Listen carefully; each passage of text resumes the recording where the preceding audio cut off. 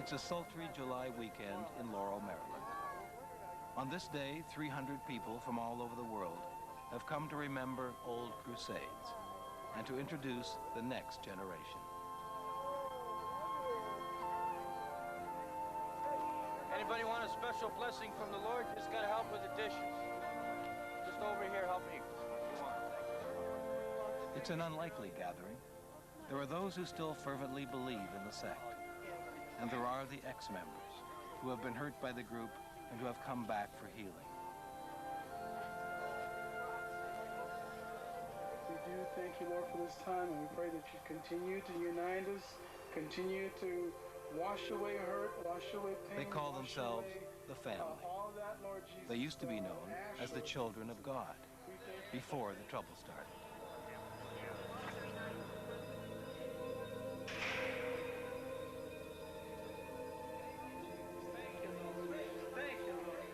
There's one family member who isn't here, the group's founder, David Berg.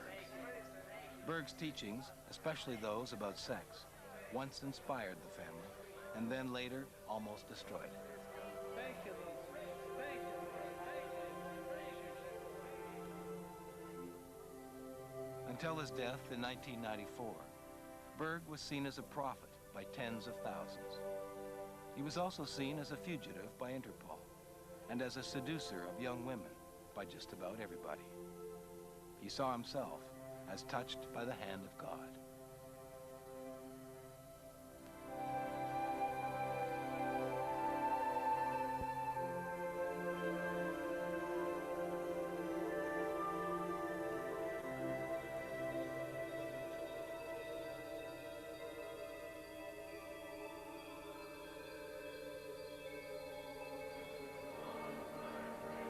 The man who will found the Children of God, David Brant Berg, is born in 1919 into a family of preachers going back 2 centuries.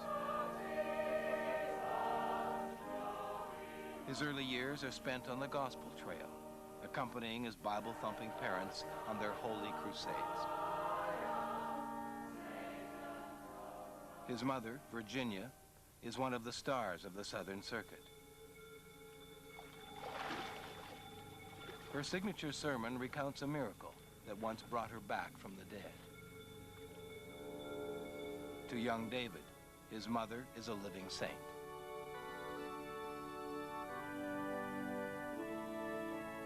The church is also the setting for early revelations in the boy's life, ones that Berg will later write about when he has become a prophet. I will never forget that I was taught how to masturbate by an older boy who whispered it in my ear during one of my father's Sunday morning sermons. Later, David's mother catches him masturbating. She forces him to complete the deed in front of his father. This is the beginning of what will be the central conflict in Berg's life. His love of sex, and the church's teaching that sex for its own sake is a sin.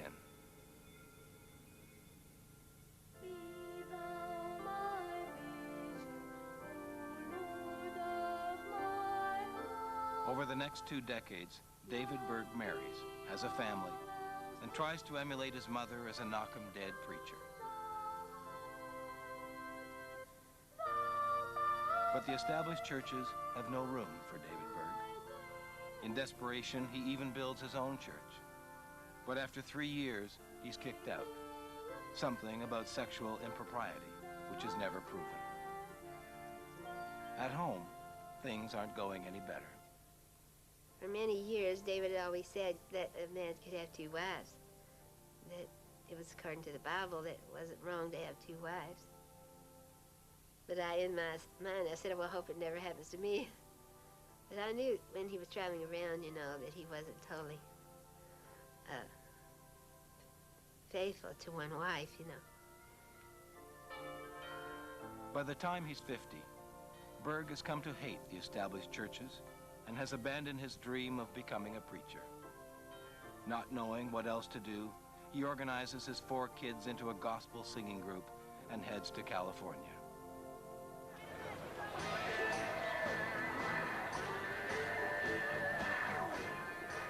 It's 1968, the summer of love. Revolution is in the air.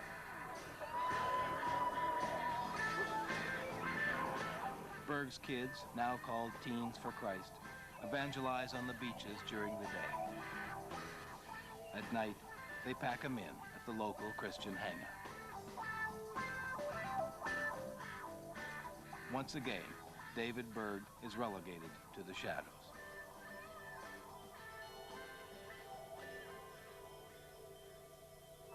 Then one night, Berg's mother, the preacher known as the little woman with the big message, dies.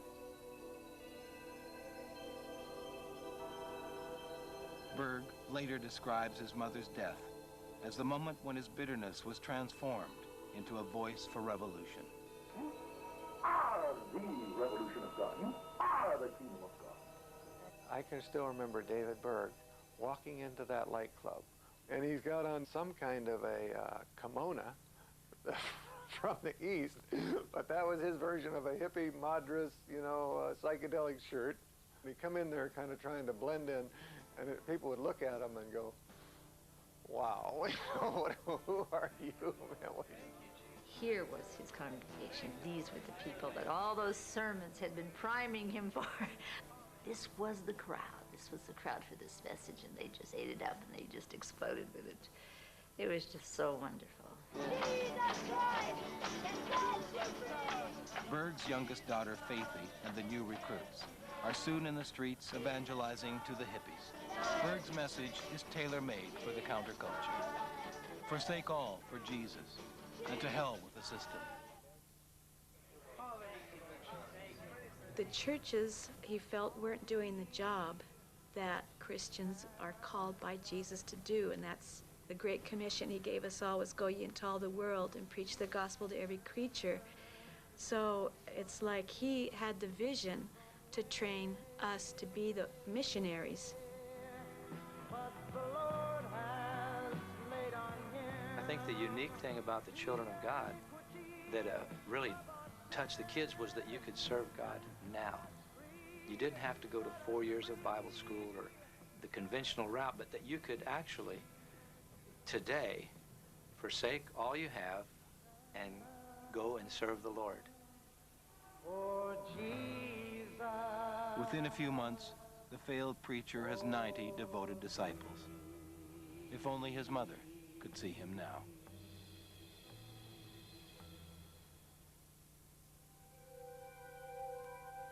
We picketed churches, jail, and schools. We had sit-ins, march-ins, protests, and everything kids loved. Everything that was radical. I was masterminding the whole thing behind the scenes with Jesus. Unfortunately for Berg, the forces of law and order don't share his religious views, no matter who's pulling the strings. It isn't long before Berg and his disciples feel the heat and hit the road.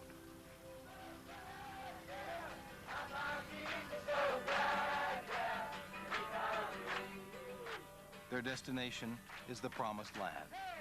Although just where that is, nobody, not even Berg, is all that sure.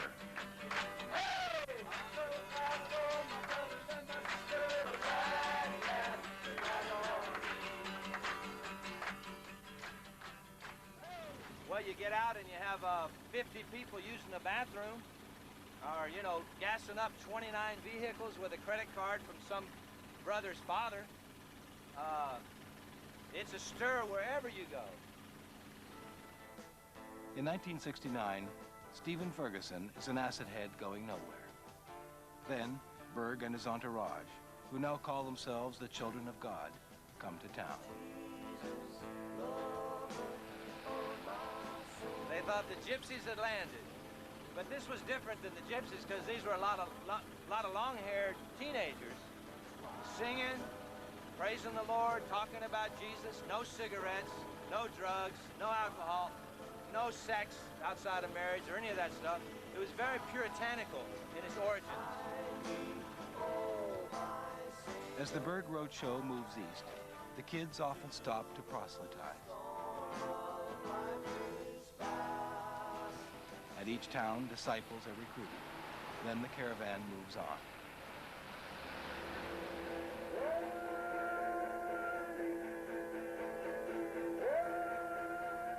Berg soon whips the new recruits into disciplined missionaries. The kids wear sackcloth and smear their foreheads with ashes as a sign America is about to be destroyed. Warning, they cry, the end time is coming. In the end time, the forces of good will battle it out with the Antichrist.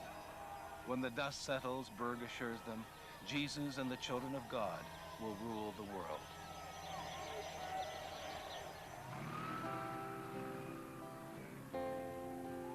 While waiting for the end time to arrive, the children of God have a practical problem: where to live. It was exciting for the first months on the road, but it got to be quite wearing. For one thing, we only had hallelujah showers at Bear Creek Park. And I mean, you'd hear those people in there shouting hallelujah as if their life depended on it. That's where they got the name hallelujah showers, because the water was so cold, you just... My father, he would go around at night and lay hands on the sick and pray for them. I remember one day he really prayed that the Lord would give us a home so that we could get all these people up off the ground and into warm quarters for the winter. Just when it seems they're truly lost, the Lord delivers. This time it's 400 acres of Badlands, called the Texas Soul Clinic. We're making rockets, guns, church buildings, and a new chamber of commerce. Last week we went to school for the PTA, but the teacher said that Billy was having some problems, and Sue was smoking marijuana today. Drugs are just one of the kids' problems. Many come from troubled families. Others are just plain lost.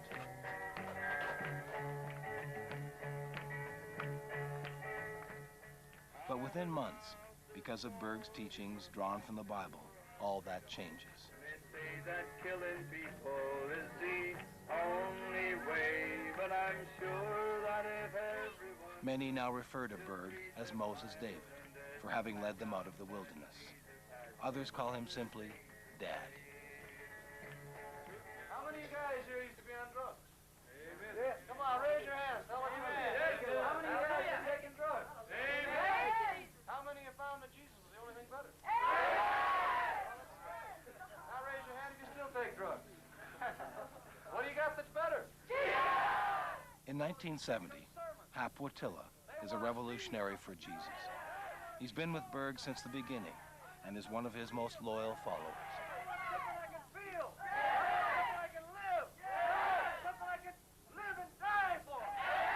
Our minds were on the kingdom of God and preaching the gospel and the revolution for Jesus. This is the time of the end. Jesus is coming soon. The Antichrist is about to appear, the tribulation. We don't have time for this stuff of the flesh and these pleasures of life. We need to stay focused on the revolution for Jesus.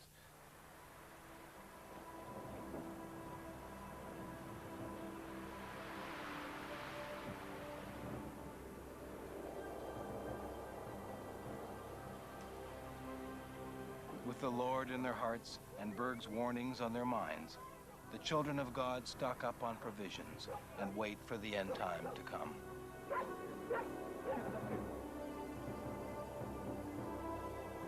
The end time, however, doesn't arrive on schedule. The prophet sets new dates. These two are broken. But Berg's lessons more than make up for a couple of missed cataclysms. Sam Halbert, an ex-con, saw his life turned around by Berg. All these buildings that you see were full of revolutionaries for Jesus. It was like a completely different lifestyle than anything I'd ever experienced. I mean, I'm One day I'm sitting in my apartment talking to my friends, going to work, taking drugs, listening to rock music. The next day I'm memorizing 5, 10 scriptures a day, playing songs, praising God, praying. I mean, it was an incredible change, like from dark to daylight, sort of like a missionary boot camp. Until this point, David Berg is the charismatic leader of a group of fundamentalist Christians. Then something extraordinary happens that changes everything. One day, I was teaching a class, so I said, turn over Ezekiel 34.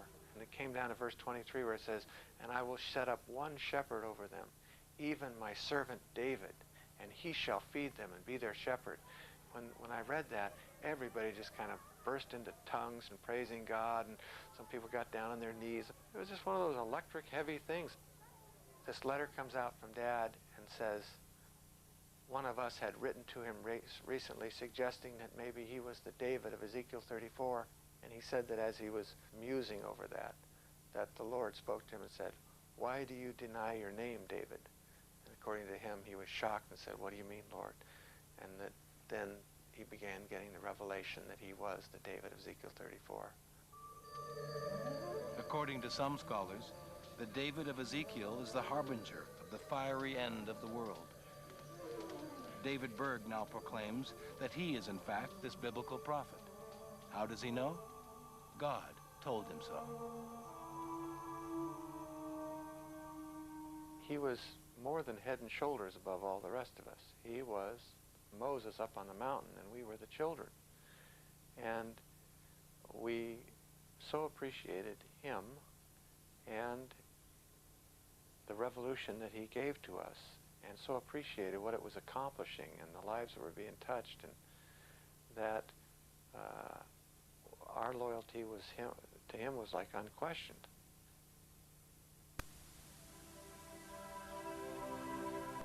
I was lying between 2 naked women in our camper when I first received the gift of tongues. The one I was making love to would suddenly turn into one of these beautiful goddesses, and I would immediately explode in an orgasm of tremendous spiritual power, while at the same time prophesying violently in some foreign tongue. Imbued with the Spirit of the Lord, Berg emerges noisily from his camper. He is wrapped in chains. So he stands in front of everybody, stops, comes to a stop, and he goes, he looks at everybody very seriously, he goes, this is what the system marriage will do to you. And then he said something like, but Jesus is going to set us free, and he throws the chains off. So everybody goes, hallelujah, thank you, Lord. Newly liberated, Berg receives another revelation. Out with the old, in with the new. He drops his ever-faithful wife, Jane, and takes up with his 19-year-old secretary, Maria.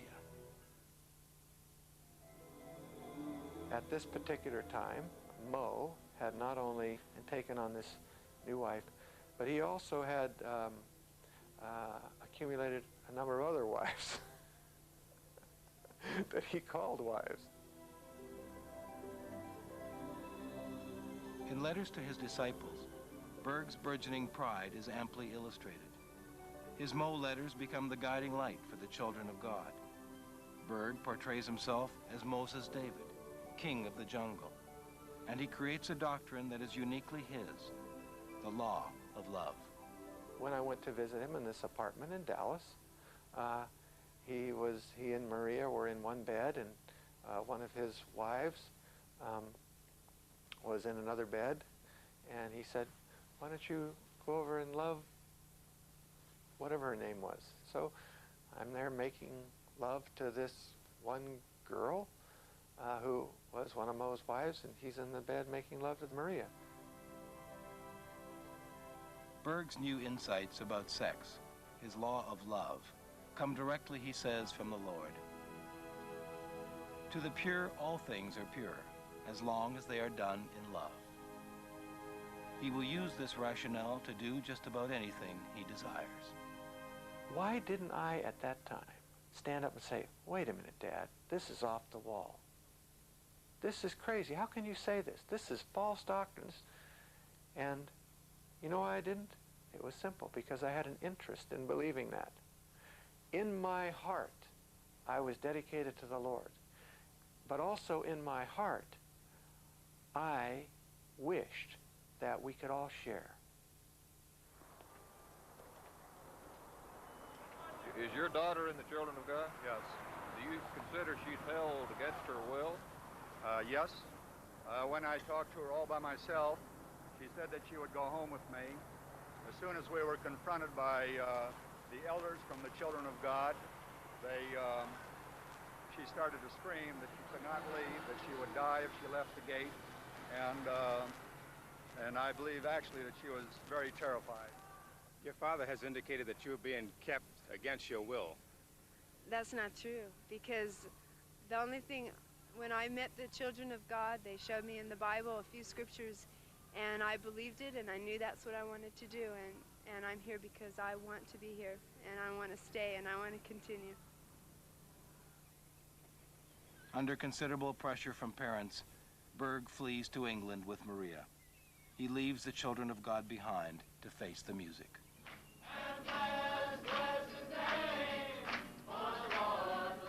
A concert is arranged in Texas to convince skeptical parents there's nothing to be afraid of. The parents don't buy it.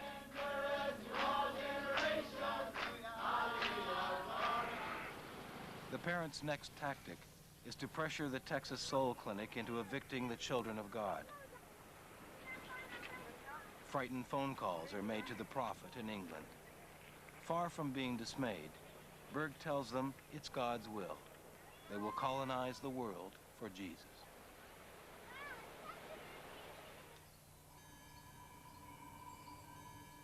The Children of God disperse en masse throughout Europe and South America, where they continue spreading the word for Jesus. Berg's daughter, Faithy, ends up evangelizing in Libya. While explaining the love of Jesus to a devout Muslim, she somehow ends up in bed with the man.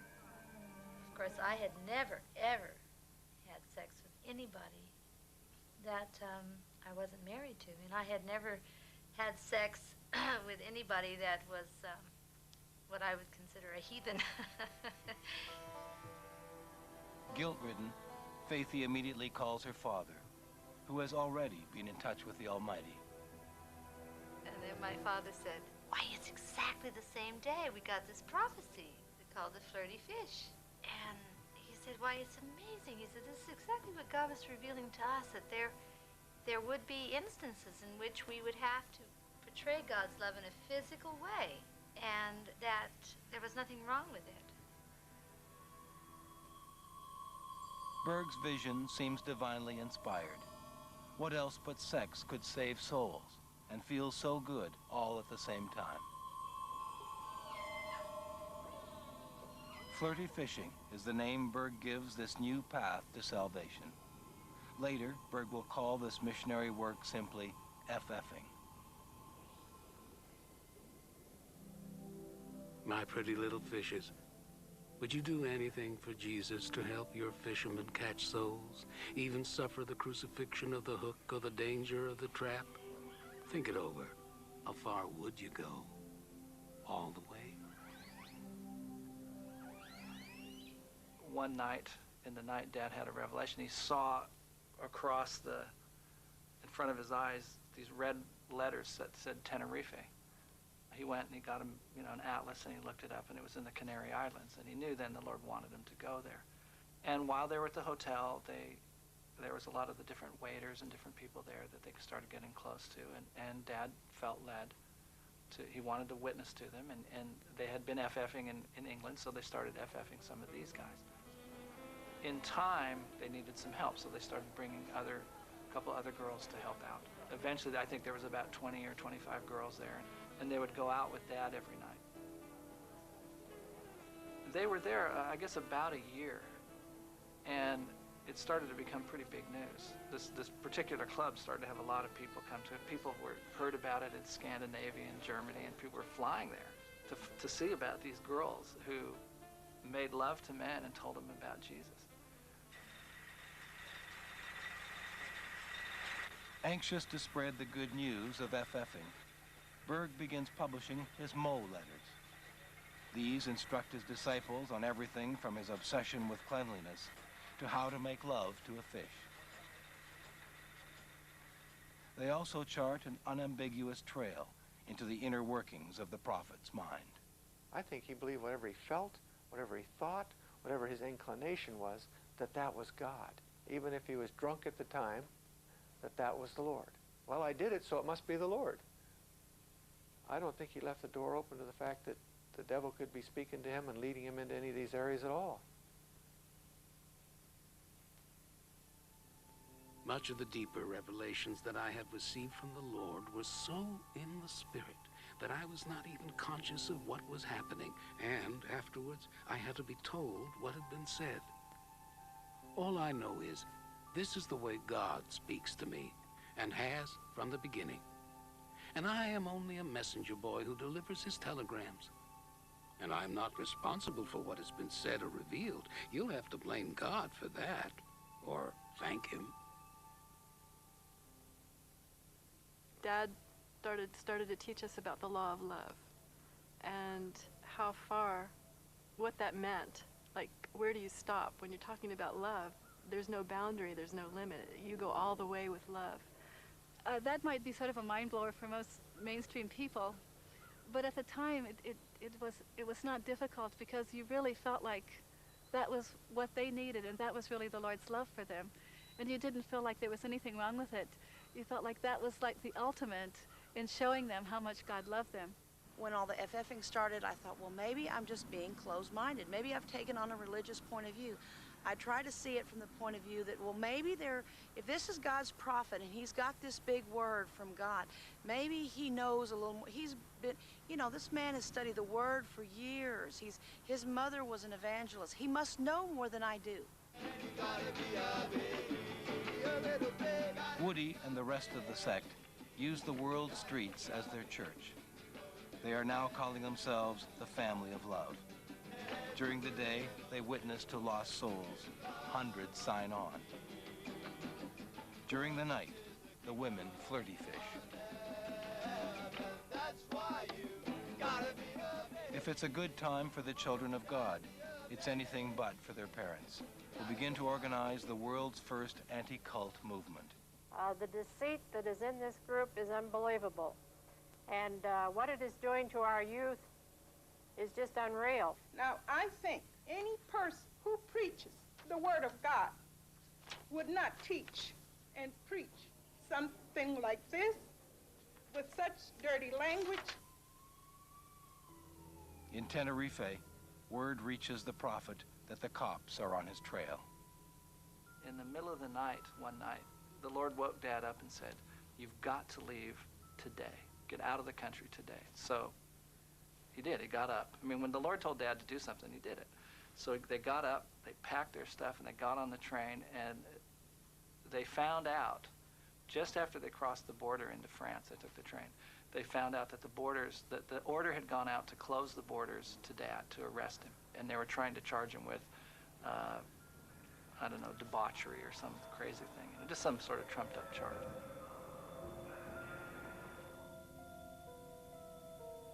While in hiding, Berg experiments with another method of communication: the video camera. And if you shine forth with enough love, others will reflect it. Love wasn't put in your heart to stay. Love isn't love until you give it away. Deep within, then he's on his way. His inspirational videos often accompany the illustrated Mo letters. These seductive packages are sent weekly to over 700 colonies in 70 countries. Certainly the numbers seem to indicate Berg is onto something. Membership in the Children of God is growing rapidly, and flirty fishing, not unexpectedly, is proving to be a recruitment boon. By 1982, close to 500,000 souls have been FF'd. 1 in 8 accepts the Lord.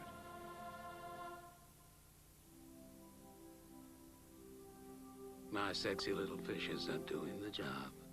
They tease them, flirt with them, then screw them until they drop. That's the way to bring them to the Lord. Forget all that old-fashioned gospel preaching. We're 6 times more effective than Billy Graham.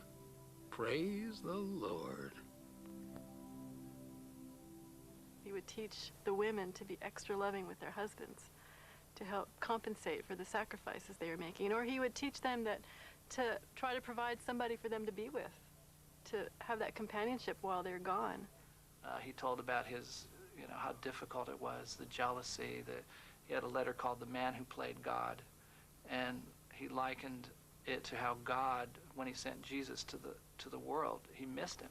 And when he saw his own son being nailed to the cross, that it was painful for him. He said that's how we men feel about our women who are being nailed, basically. I remember nights when my wife was out FFing and out with other brothers, or not actually other brothers in the home. She was mainly out FFing in town in Manila. I remember this one night when she was sharing with someone else. One of the other shepherds came along and said, "Would you like to share with me?" And I couldn't. All I did was I sat there and I just shared my heart with her.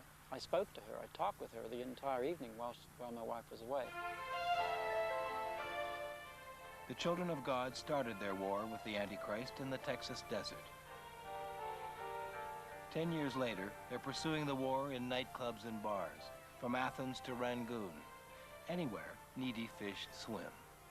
There's Faithy there in the foreground with this sweet gentleman, the ambassador of France. She was able to really witness to him, and he really fell in love that night. We have sweet babe David, dancing with one of his little sheep to the song Some Enchanted Evening. Here you see Faithy as she witnesses to the vice president of the company from Sweden. And he's asking her at this time, "Do you think I'll go to heaven?" Very, very sweet man who really enjoyed their contact that night. By 1984, Berg is once again disguised and on the run. Interpol, not impressed with Flirty Fishing's phenomenal success, has issued a warrant for his arrest on charges of running a prostitution ring. He was so security conscious. He always sat with his back to the wall and says, "I want my back to the wall when I'm talking to my troops. I don't want them to get me in the back like they did Anastasia." And he just seemed so obsessed with this thing of almost paranoid. Berg is soon so fearful that he permits no undoctored photographs of himself. There are people all over the world who would love to get their hands on the elusive Berg. Dad had found out early on that somebody had taken a contract on him, out on his life. There were people who had said they would definitely do him some physical damage. I know of somebody who said they'd blow his head off with a shotgun if he could, if he saw him, that he would. So he had real reason to stay behind the scenes. It turned out in Hong Kong that, what I can speak of from my own personal experience, that the family had a friend in an escort agency who made it possible for the family girls to meet people at hotels on an invitation basis. There was a situation with my wife where she accompanied business people for a whole weekend for several $1,000s. I went to one of my overseers, and I just poured out my heart. I said, I feel like a whore. He said, "Oh, that's part of being crucified for Christ. That's part of the burden you bear."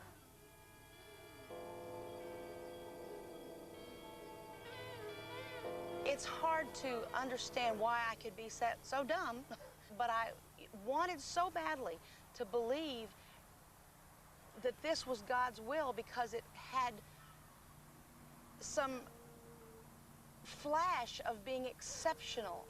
But somewhere in the middle of it, your heart just goes, this can't be right. There's something wrong, but you've got yourself locked into a concept of, but he can't be wrong. Is that stupid or what? Hundreds of thousands of people met the Lord that way. And I'm pretty convinced that when we get to heaven, and those people are in heaven, we're not going to be hanging our head in shame that we FF those people into heaven. I think those people are going to come and kneel down and say, "Thank you for doing it." is finding fewer and fewer places to hide. He is drinking heavily, and his Moe letters, written at a furious pace, are becoming increasingly bizarre and revealing. Your goddamn churches and all that theoretical... That was a 17th century French soldier raping the Queen of England. It wasn't... God damn the Jews, those antichrist Christ... He sees conspiracies everywhere, especially amongst the Jews and the blacks. 76. That's genius level, you know. He counsels mothers to masturbate their young sons to sleep. Young boys to sleep. This is both healthy... He constantly berates the churches for being bastions of hypocrisy. We must put our... He chronicles his many sexual adventures in lurid detail, including being seduced by ancient spirit goddesses who look surprisingly contemporary. I say, what's wrong with last two French Cabernet Sauvignon? One of Berg's few regrets, he says, is that he never slept with his mother. I may never march in the infantry, ride in the cavalry, shoot the artillery. I may never fly over the enemy. The moment someone actually did take issue with almost anything, they were taken aside and talked to. And if they held on to that position, it was contrary to what Moe had said or the way the group was going, they began to be not just talked to, but dealt with. This was considered a problem, like they were listening to the devil or something. But I'm in the Lord's army. Yes, sir! Thank you, Lord. Praise you, Lord. Praise the Lord. Thank you, Jesus. Lord. Hallelujah. There was very little room for a person to hold an opinion different from Moe, different from leadership, and still be able to function in the family. You either got with the program or you left. Hap Watilla is one of the first to be excommunicated for questioning Berg's program. Soon other outspoken disciples are also forced to leave. As Berg tightens his grip on the children of God, he no longer looks for earthly advice. As a bona fide prophet, David Berg gets all his counsel directly from above. Now, Dad personally was a sexy guy, and he would, he would hug the girls and kiss them, and he would have sex with them. It wasn't just sex for sex. It was love. What he did in love, and the girls wanted to be with him. And Dad said, well, look, why don't you try to do some erotic sort of dances? Well, let's try that out and see what it's like. And so they did some. And it was sweet. I mean, they did them for Dad. And like he sort of coached them how to do it. He said, well, have the sarong on you, and then towards the end you can let it down and raise your hands up and praise to God. And he wrote some letters like glorify God in the dance. He was very, very explicit. He wanted 3 songs, one slow, get faster, then fade out. He didn't want you to be totally naked. He wanted you to have, use some, he was more into the Grecian thing that make it beautiful. But he made it very instructions from A to Z how to do it. For Dad, it was very sweet because Dad didn't see the family. Dad didn't go visit homes and didn't have a lot of visitors to the home. So this was a way for him to see family members.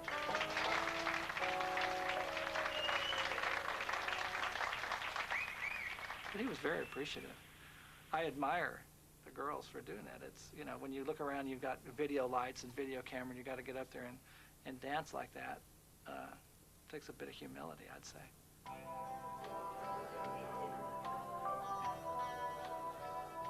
John came to me and she said, well, Dad suggested that I make love to him in the latest comment tape.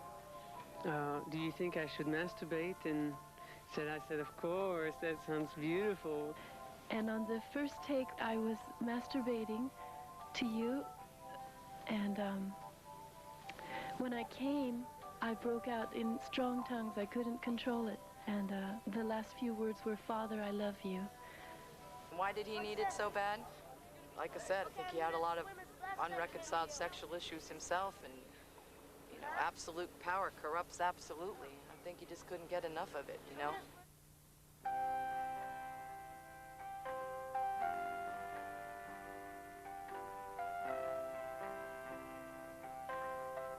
We didn't look at it as any kind of sexual thing. Not with the little kids, for sure. Dad certainly didn't. And it was like dress up. You know, they saw their moms putting on beads and putting on a sarong and putting their hair up, and they wanted to do the same thing, and they did.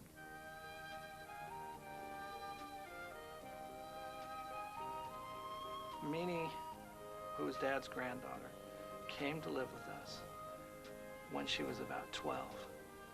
And I remember very clearly Dad talking to us about her coming. And he said, look, this is my granddaughter. And I haven't seen her since she was, I don't know, 1 or 2 years old. And I want to take care of her. Meanie lives with Berg for 4 years, during which time she suffers several mental breakdowns. Not knowing how to handle her, the family tries non-traditional means. We believe in exorcism, we believe in laying hands and praying for people, and we did that for her sometimes.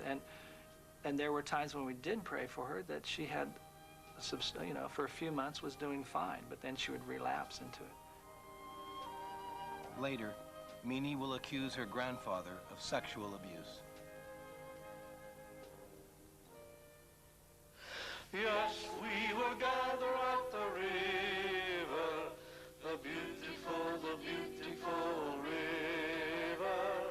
Gather with you saints at the river that flows by the throne of God. You know, there's a beautiful river that flows right out of the throne of God in the heavenly city, right through the center of the city, like a park, with a park on both sides with trees and grass. By 1992, David Berg is suffering from shingles and impotence.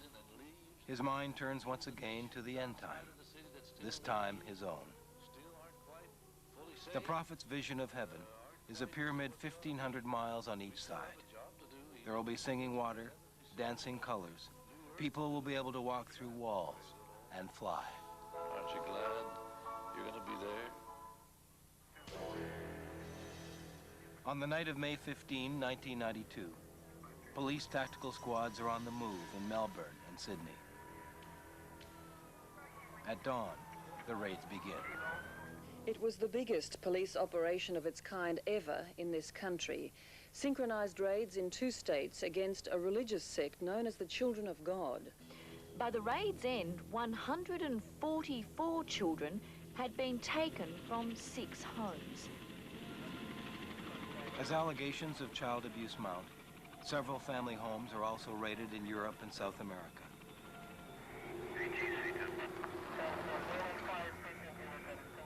Dozens of family members are thrown in jail. Hundreds of children are taken into custody and given gynecological examinations.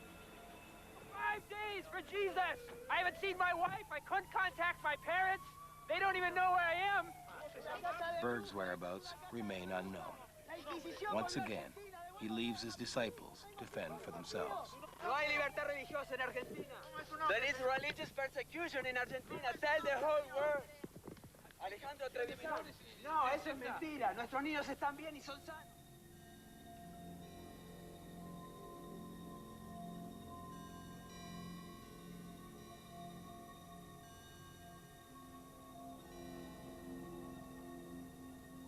Sometime in 1994, while the family's legal case is still before the courts, David Berg, also known as Moses David, Mo, and Dad, dies. A senior judge is under attack tonight after giving permission for a 3-year-old boy to be brought up by his mother in a notorious religious sect with a history of child abuse. Lord Justice Ward accepted assurances from the mother and the leaders of the family cult that they had turned their back on the teachings of their late founder. The judge branded him a sex-obsessed child molester and pornographer. In a damning 135,000-word report, Lord Justice Ward said in the past children had been harmed by the sect's law of love, which he described as a pernicious doctrine, robbing children of their innocence. Despite clear evidence of past transgressions, courts throughout the world rule that sexual acts involving children are no longer being practiced. The family is acquitted of all charges.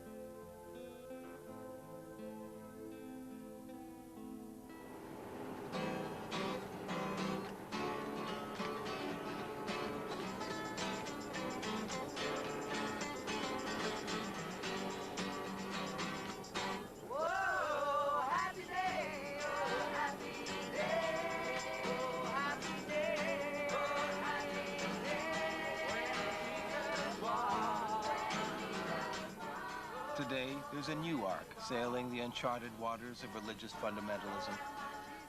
The family now includes the children of the original founders.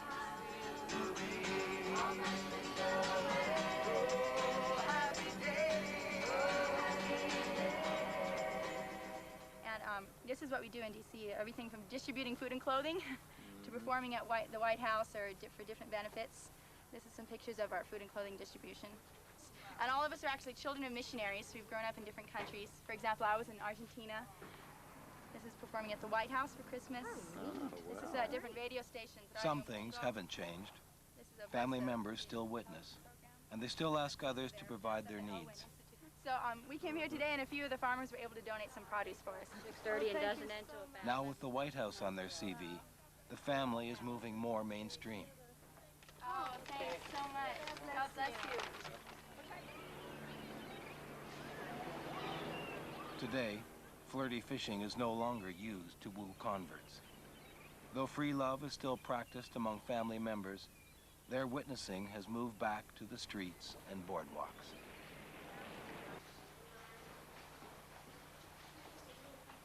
There are 9,000 family members left. There used to be 38,000 full-time adherents and hundreds of thousands more who were in some way touched by the family. But with 2/3 of the members under 21, the family is growing again. Snack? There's a snack. In Jesus' name, amen. Here you go. They still believe the end time is just around the corner. And despite his checkered past, David Berg is still what holds them together. Prophecy is a real thing. The spirit world is a real thing. If he could get prophecy when he's here, he can give it to us now too. And he gives prophecies and he speaks to us just like when he was here. Just he's a little more. He's all healthy, and I'm sure he's much happier. He speaks to us from the spirit.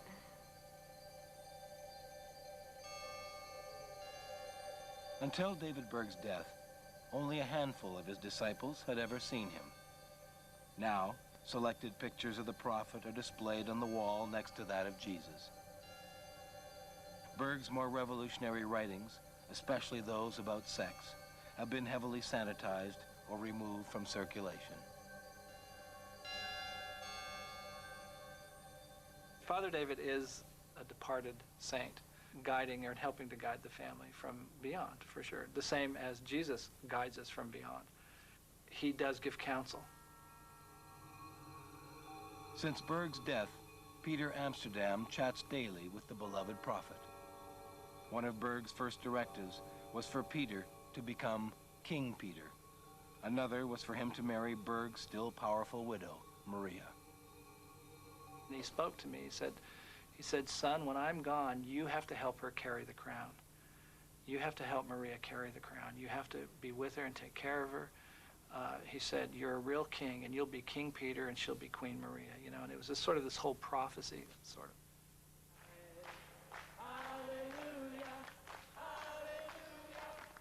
With a new king to lead them and a queen that they revere, the family rejoices in its remarkable comeback. The sect is now open enough to admit some of its past errors, but the healing process is just beginning. I do know young people who were introduced to sex at a very young age, by adults. And I realized that maybe that only happened in the family for a few years. But to say that it didn't happen, when they hear the family say these things, how does it make them feel? What does that do to them? They're sitting there going, I know that happened. It's given them all kinds of turmoil and problems.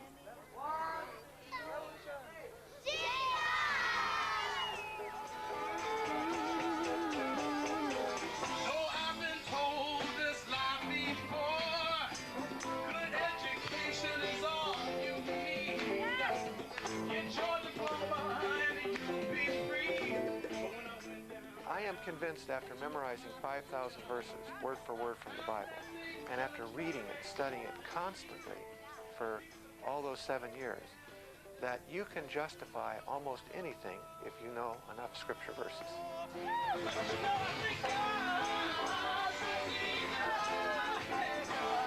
Oh,